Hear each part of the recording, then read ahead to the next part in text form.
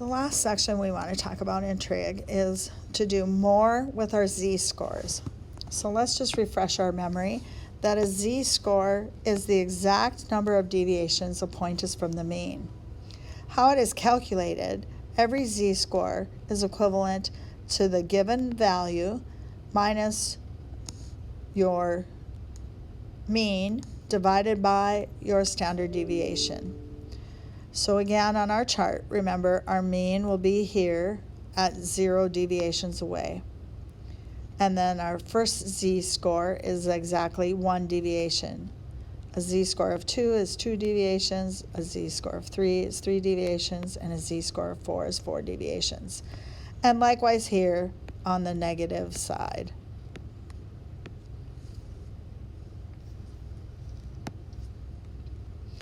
So our first problem says, if the scores on a history test are normally distributed, which means we have a bell-shaped curve with an average of 80 and a standard deviation of 6.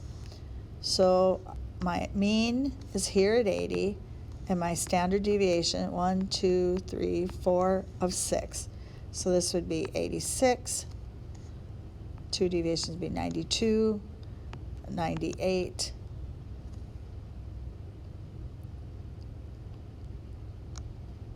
or excuse me, and 104.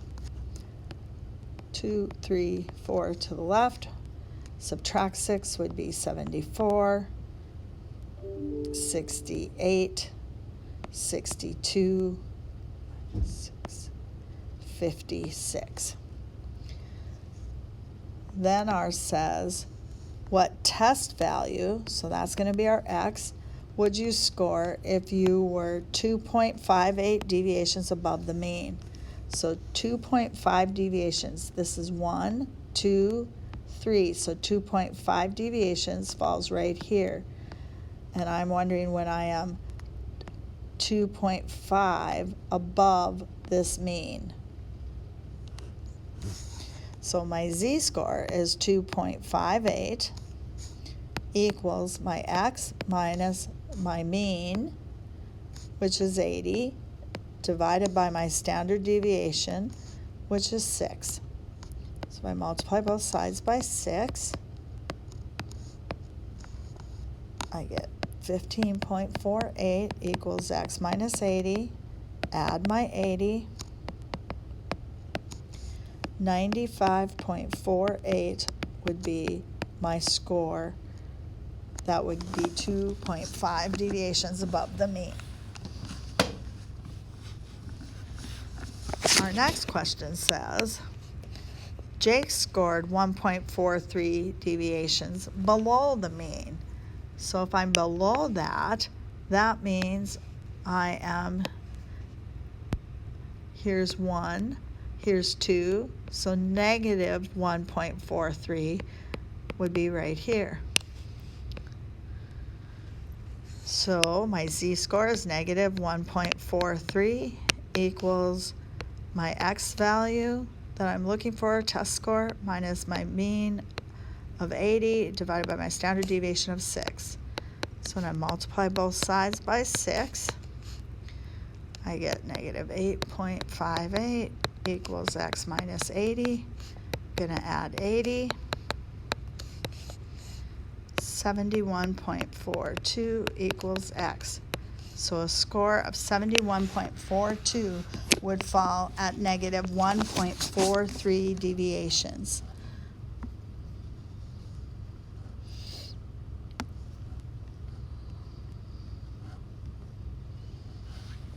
Now my next question says, the weight of chocolate bars of a particular chocolate factory has a mean of 8 ounces and a deviation of 0.1 ounces. What weight would be carried if your z was negative 172? So that's my x, is my weight. My mu is 8 ounces and my sigma is 0.1. So my z-score, negative 1.72, equals x minus 8 divided by 0.1. multiply both sides by 0.1, negative 0.172 equals x minus 8, add 8. I get 7.828 equals x, so 7.828 ounces would be at below 1.72 deviations.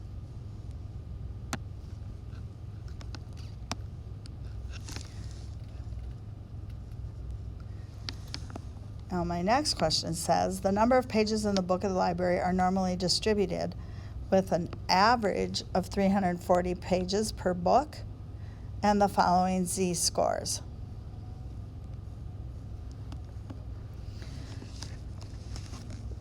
So which books have pages at the mean? So that would be a z-score of 0.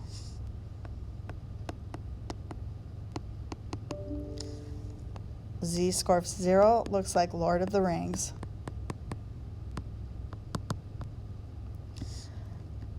Next question.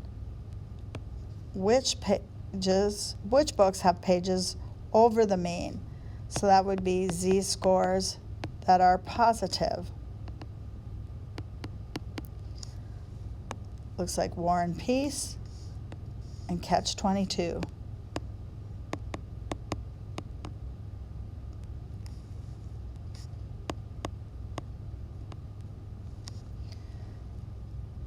And the last question says, which books have pages under the mean? So that would be z-scores that were negative.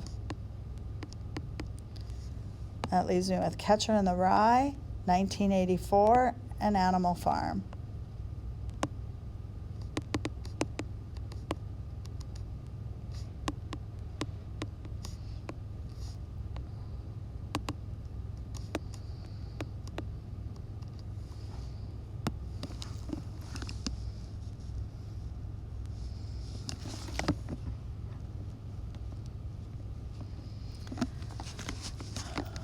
So now we're going to use what's called inverse normal distribution, which means we're going to find the z-scores when given the probabilities. Where when we had normal distribution, we had the probability, we had the z-scores and found the probabilities. Now we're going to go backwards, so that is why it's called inverse normal distribution. So when a z-score is to the right of the mean, we're going to look at the positive side of our z-table. When it's to the left of the mean, we're going to look at the negative side of our table.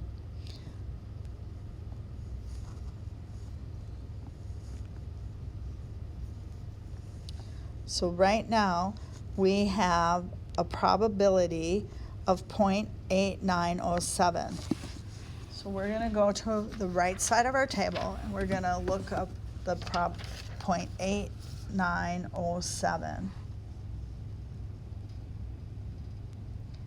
And that looks like it is at 1.23. So my z-score is 1.23.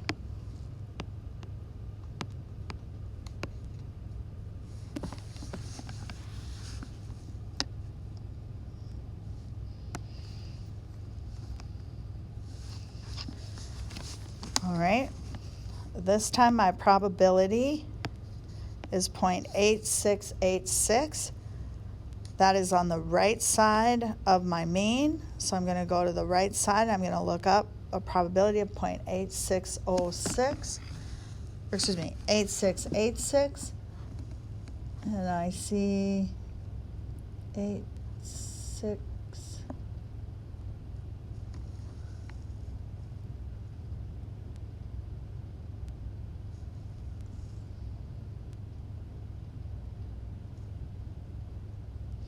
8686 is at 1.12. My next one shows a probability of 0.015 it is on the negative side of my mean, so I'm going to have to look at the negative side, and I see a z-score of negative 2.15.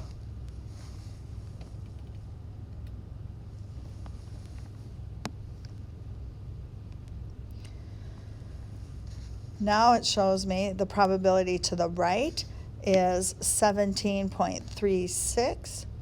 However, my tables are all left-tailed tables, so I'm going to have to find this probability. So if I take 1 minus 0.1736, I should get the probability to the left, and that would give me 0.8264. So all of this probability is 0.8264. My z-score is on the right side of the table, so I will look at the positive side for 0.8262, and I get a z of 0.94.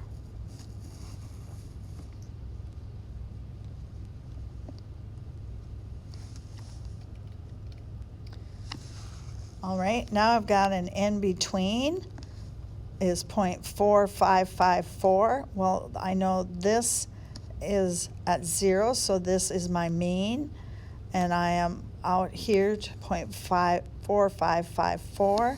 So I could calculate all of this to be 50%, so 0.5. So I'm going to have to subtract the 2 to find the part inside here. So first of all, my probability is 0.5 minus 0.4554, which gives me a probability of 0.0446. So when I look on the negative side for this z, 0.0446, I find my z to be negative 1.7 deviations away from the mean. All right, this next time I've got the probability between a negative and a positive. So right here, I know is my 0 again. So in other words, I've got half of it to the right and half of it to the left. So I'm first going to take this 0.9298 probability and divide it in half. And that gives me my 0.4649. So this part is 0.4649. So all of this is what my table would read, would be 0.5. So again, my probability is going to be 0.5 minus 0.4649 to find this negative one. And I get 0.0351. So I go on the negative side and look up the probability, 0.0351. And on the negative side, I find negative 1.81. So then it's got to be the same on the positive side, so it would be positive 0.181.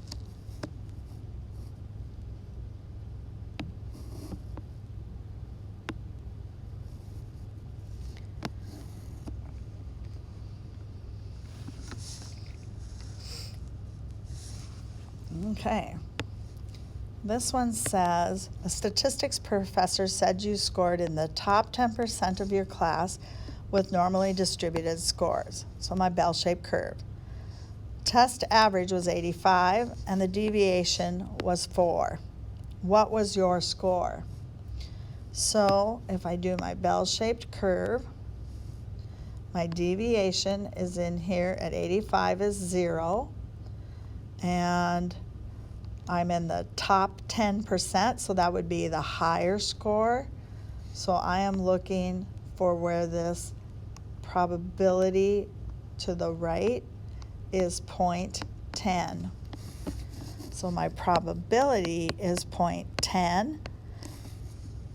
So that means since my z-score always goes from the left, that leaves 0.90 here left of that 0.10.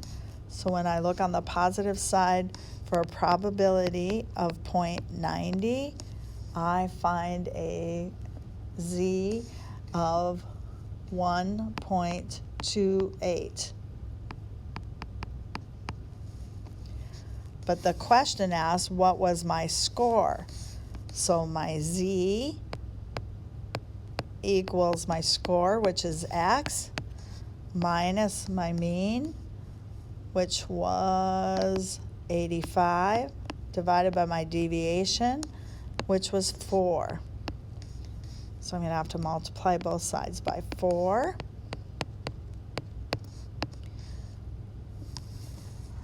And that gives me 5.12 equals x minus 85.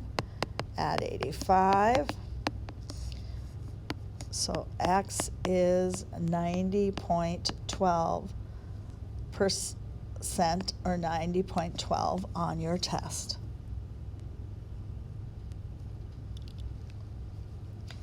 If you scored at least that, you'd be in the top 10%.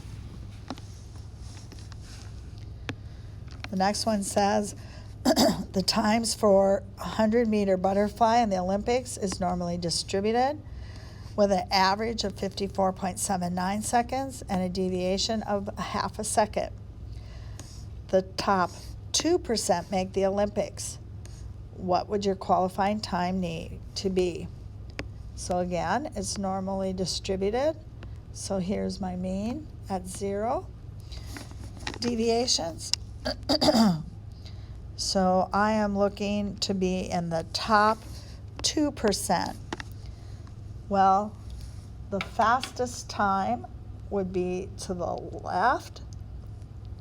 So over here to the left would be the top 2%, because time, the fastest time would be to the left, where if I went to the right, it would be increasing my time, and I want to go faster, so I should be left. So my probability is 0.02. So when I look that up, on the left side, the negative side, I find a z-score of negative 2.05. So my z-score is equivalent to x minus my mean, which was 54.79, divided by my half second. So multiply both sides by 0.5. And I get negative 1.025 equals x minus 54.79. Add 54.79. And I get my x to be 53.765 seconds would be the time I would need in order to qualify for the Olympic team.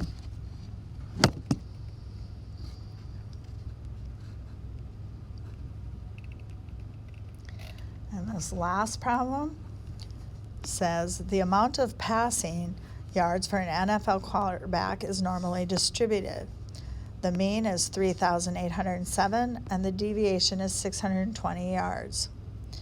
So Carson Wentz finishes in the top 7% for passing yards. He'll receive a $200,000 bonus. So I want to know, how many yards does he have to throw to earn his bonus? So again, I'm normally distributed. Here's my mean at 0 deviations. So when I'm in the top 7%, it is more yards. So more yards would be over here. So I'm in this area is in the top 7%. So left of there would be 93% or 0.93 probability. So on the positive side, when I look up 0.93, I find a z-score of 1.48. So my z-score, 1.48, equals x minus my mean of 3807 divided by my deviation of 620. So I'm going to have to multiply by 620. 917.6 equals x minus 3807. Add 3807. And I get 4724.6 yards is what Carson Wentz would have to pass in order to receive his bonus.